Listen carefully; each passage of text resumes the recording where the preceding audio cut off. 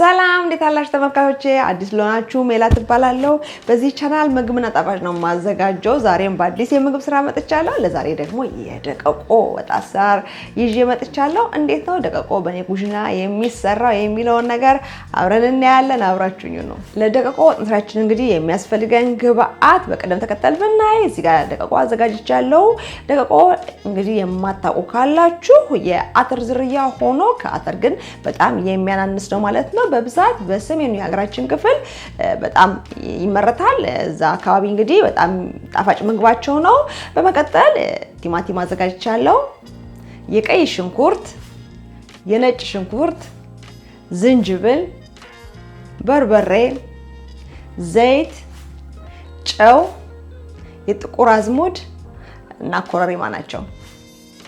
ስራዬን ሲጀምር ብረድስቴን ጥጃለሁ። ትንሽ ጋል ብሎልኛል ብረድስቴ።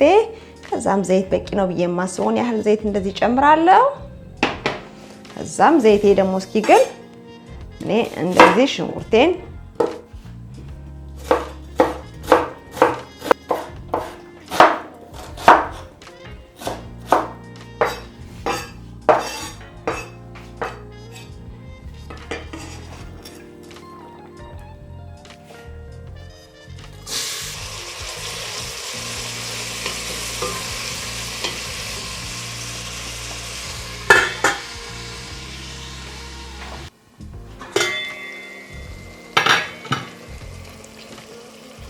ሽንኩርቴ እንግዲህ እንደዚህ የጠበስኩኝ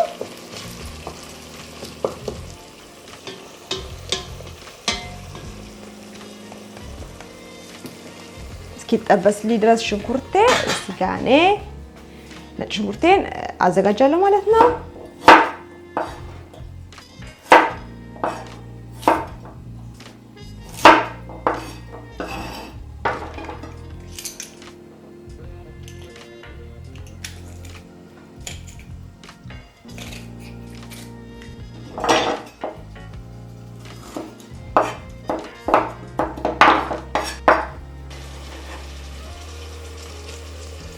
ነጭ ሽንኩርቴን ደግሞ አሁን ጨምራለሁ ማለት ነው።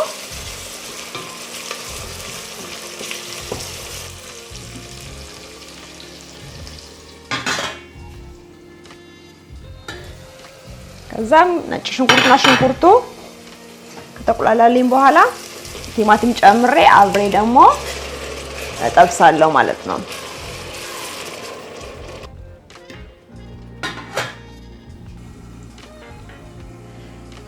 ከዛም አሁን ደግሞ በርበሬን ጨምራለሁ።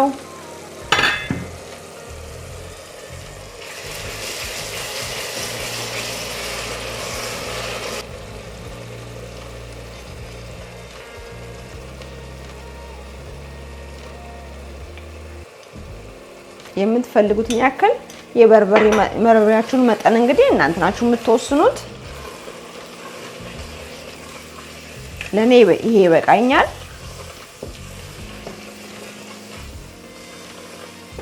አሁን ታቴን ቀንሼ ቀስ እያልኩኝ አቁላላለሁ ማለት ነው። ከዛም እንግዲህ ውሃ ጠብ እያረኩኝ እያቁላላሁ ነው ያለሁት። እናንተም አቁላላችሁ ማለት ነው። ጥቁር አዝሙዴን ጨምራለሁ። መጥኜ ያስቀመጥኩት አለ። እየደጋገመን ያው ውሃ ጠብ እያረግን ማቁላላት ነው።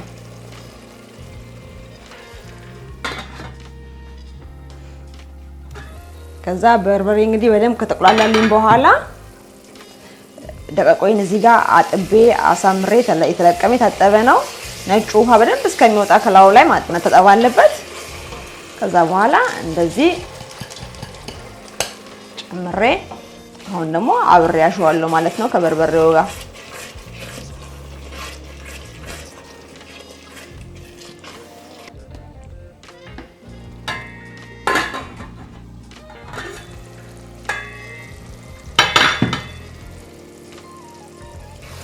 ብዙ ጊዜ ምስርና ደቀቆ እዚህ ሰዓት ላይ ነው የሚያረው ማለት ነው፣ ወይም የሚይዘው ብረት ድስቱ እና ስታቁላሉ በጣም እሳቱን ቀንሳችሁ መሆን መቻል አለበት። በተለይ ደግሞ ምስራችሁን ወይም ደቀቋችሁን ከጨመራችሁ በኋላ ይበንዲ እንዳለ ትንሽ ጨው አድርጋለሁ።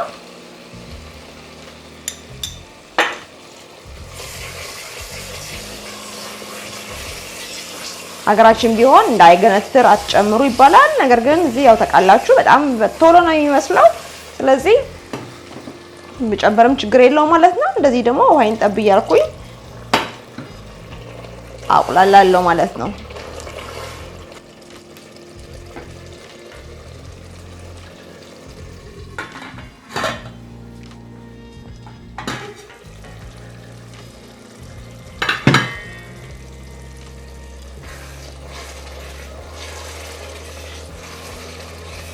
አሁን እንግዲህ በደንብ አድርጌ አቁላልቼዋለሁ። የመጨረሻዬን ውሃ እከልስና እንዲበስል አድርጋለሁ። ከጎን ውሃ ጥጃለሁ። ጥዳሉ ተቃላችሁ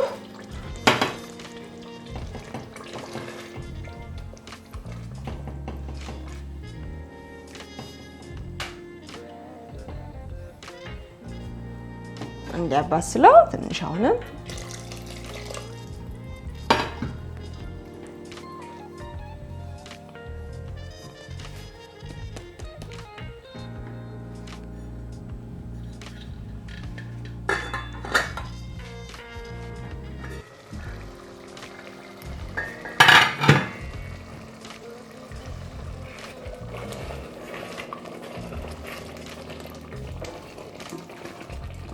የኔ ደቀቀው እንግዲህ በዚህ መልኩ በስሏል።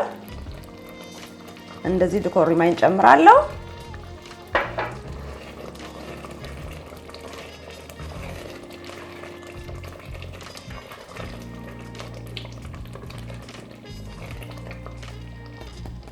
እሳቴን ዘጋለሁ ማለት ነው። ጨረስኩኝ። እዛው ላይ ተዋዋለሁ ለጥቂት ደቂቃ ከኮረሪማው ጋር ይንተከተካል ማለት ነው። አሁን ደግሞ ደቀቋችን እንግዲህ እናወጣለን።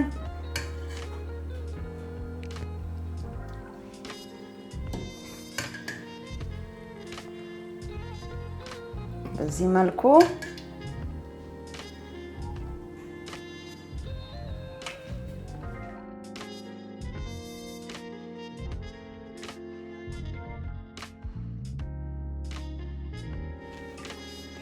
ጭራችን ላይ የምናወጣ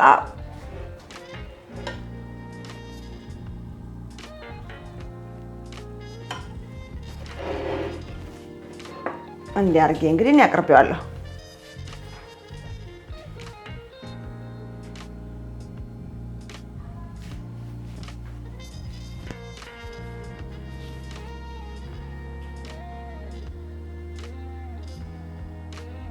አሁን ደግሞ ይቀመሳል። እንግዲህ እንቅመሰው አብረን። ለራሴ እየበላሁ አብረን እንቅመሰው። አይሰራም አይደል? ደቀቆ በስሏል።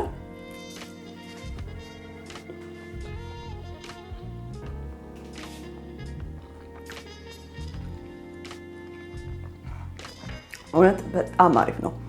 በጣም ቆንጆ ነገር በእውነት ውስጡ መጥቷል። ሳልሳውን በደንብ ባላንስ አድርጓል።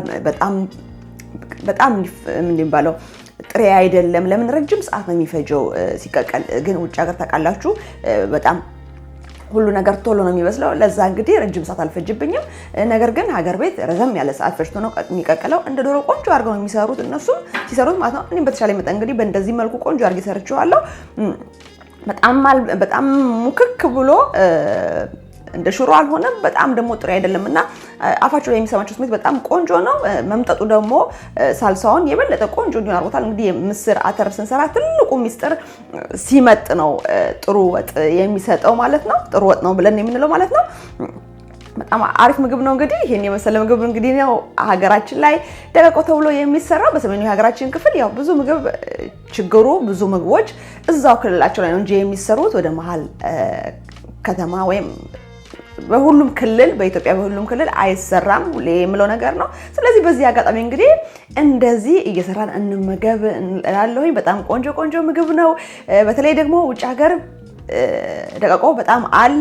እንደውም ቀላም ምንድነው እኔ እዚህ ስመጣ አይነቱን ሁሉን ያየሁትኝ አረንጓዴ ሌላም ከለር እንዳለን ያየሁትኝ። ስለዚህ ይገኛል ብዬ አስባለሁ። ቀርባችሁ ባለ ሱፐር ማርኬት በዚህ መልኩ ስሩና ብሉ ተመገቡ ብዬ እላለሁ። ለዛሬ ያለኝ ቪዲዮ እንግዲህ ይሄን ይመስል ነበረ። ለቻናሌ አዲስ ሆናችሁ ቻናሌን ሰብስክራይብ እያደረጋችሁ ቪዲዮውን ምታው በመጫን ኦል የምትሏን ደግሞ ጠቅ እያደረጋችሁ ሁሌም ስራው ቪዲዮ ወደ እናንተ እንዲደርስ አድርጉ። ሙያን ከደነቃችሁ ላይክ ሼር ማድረጋችሁን አትርሱ።